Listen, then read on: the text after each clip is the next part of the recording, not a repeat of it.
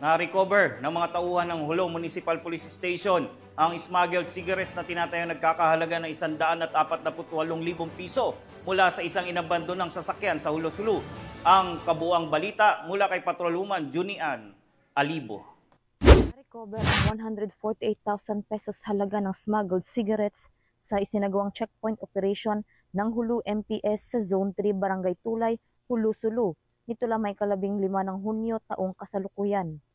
Ayon kay Police Lieutenant Colonel Anidol M. Sali, Chief of Police ng Jolo MPS, naging matagumpay ang naturang operasyon dahil sa pinagsanib puwersa ng mga operatiba ng Jolo Municipal Police Station, katuwang ang 1404th B, Company Regional Mobile Force Battalion 14B, nang mapansin nila ang isang Mitsubishi Pajero na nakaparada sa gilid ng daan ilang metro mula sa checkpoint.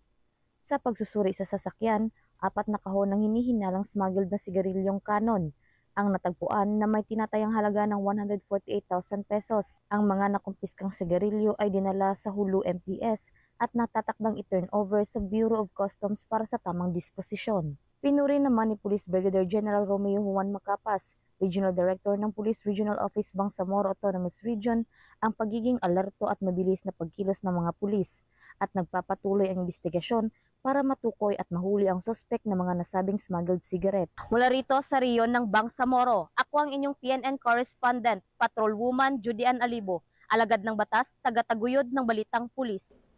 Maraming salamat, Patrolwoman Alibo.